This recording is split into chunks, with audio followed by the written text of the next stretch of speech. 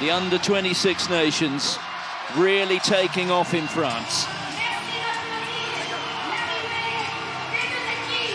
Vastly different from the one that we saw run Ireland so close in Cork a fortnight ago. So we are underway, and it must be something close to a record crowd for this competition. The Scotland 22 in possession for the first time. That was the captain Giroux, surging their way forward. Time to go wide now. On that time to the centre, Coste, and into the corner. And the first time France threatened, they score through Mathis Ferté. They achieve gain line, they work that go forward. Sweet handling from the back line, creates the space on the outside, and they nip over in the corner. Ajan's most famous rugby son by some margin. Well, that's better from the Scots, getting it through the fingers. That was onto Gwyn, and now there's some space, and he's away, is Gwyn! And he's got it down. Well, we have to give some credit, I think, to Hugo Trieux. Another of those Frenchmen. So far, so good for Scotland. Now, France doing all they can to disrupt, but they haven't done it. And Scotland have got the try this time. And I rather suspect it's Rudy Brown again who's got it. Therefore, had to be solid and aggressive on the floor. Coach who's done the rounds, Perpignan, and former player as well. Spent time at Clermont-Auvergne. The catch that time from Esteban Capilla. The step from Mathiron, and Mathiron, oh, just skipping through the tackle. Well, it was the running line, the timing of the pass, and then the acceleration of Arthur Mathiron. Far too easy for France. You could just see the lack of connection. One-on-one missed tackle, and absolutely, you give a man like this a bit of time and space. Mathiron flies around the outside, but a very simple launch. Scotland defensively will be absolutely mortified with that attempt. And with the ease that they've let France back into the game after the struggle at the other end of working and the hard work at the maul. Grand Slam winner for France, and also a European champion with Brive in the 90s. There goes Leo Carbonneau. On to Simpson.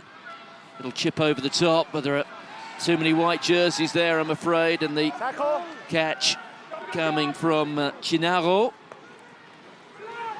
Nucci just spinning through the contact. That's the halfway line. Carbonneau has it out to Greus. He's got support there on his shoulder from Pakivatao.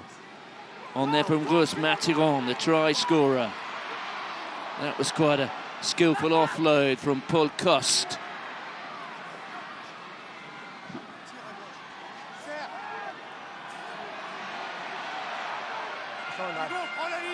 This is good from the men in blanc. Oh, look at this, they've created an opening, and that man Ferté's in there again, and the inside pass, and it is Carbonneau. That's how you do it, Dad.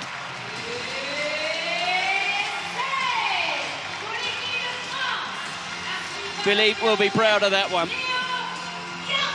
Gain line, they're just so hard when they get going forward. Again, the 3-on-2 created the ability to keep the ball in two hands, work his way back into the inside channel.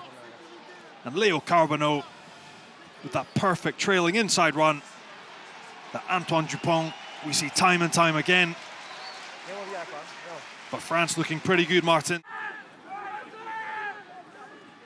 Here's Munn. Oh, a pass, and that's glorious to Tate. And Tate, well, just held up. And they have got there. Scotland don't panic, they're patient. Get their hands on the ball, it's really hard. Pakivatao, one of the Ajon players. Within 3 meters now. Carbonneau, here's Nucci. Looking for the offload, being held up by Rudy Brown, but he's got there. Patience told for Lenny Nucci a fortnight later against the Scots. Just the power from the big man. Corey Tate thinks he's done the job, but he keeps going, keeps his legs pumping. And Cameron Woki, they won back-to-back world titles, and 3 or 4 years later, where are we now? France going to their own World Cup with a real and genuine chance of winning it. Oh, that's a fantastic offload, and there goes Gazzotti, and Gazzotti goes within 6 metres, and there is the offload, and he's got 1 try already, and now Lenny Nucci, a matter of moments later, has added a second. Beginning to show their power again. The ability to dominate 2 men in that collision, free his hands for the offload. Perfectly was in his rights to get up and play that ball again. Another offload coming. Another man from a little more than an hour down the road at Toulouse has come on. Thomas Lacombe, the replacement hooker, and that line out going against the throw. Oh, surging his way through is the captain, and Oscar Gigoux. Well, he enjoyed the dive, didn't he?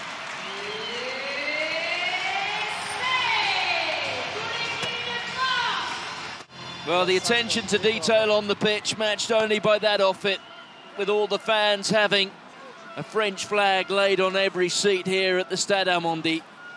Coming around the corner, watch the quality, the timing on that ball from Leo Carbonneau. And it is Giroud who bursts around the corner. How quickly his son has come on. He was a kid at the side of the pitch when I played for his dad at Cast. But he is a unit in the back line. Scotland there, that ball had... Oh, it's gone straight over the top to a fan.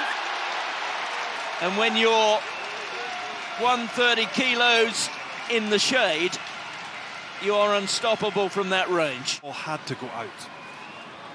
So again, the previous phase, the other corner. France, even though they're a man down, staying big defensively. Well, the hack forward just went straight into the hands there of Desperez, and there is the offload, and powering his way forward. What a finish that was from Cyriac Guilly now. Quite balletic from a big man there, Cyriac Guilly. But I'm afraid in the end, not quite balletic enough. Set! So perhaps the last act. And look at that. The arm is out. The referee decides he's seen enough. It is a penalty try. It has been a festival atmosphere, and that's another powerful French scrum out there from Desperez. Here's Coste, slides it through, but that goes into touch. And that will bring the final whistle, blown by the referee Federico Verdevelli. And it has been an emphatic victory from the men who have worn white tonight. France, beaten a fortnight ago by Ireland in Cork, but tonight they have atoned for that. It may not prove to be enough to win them the championship.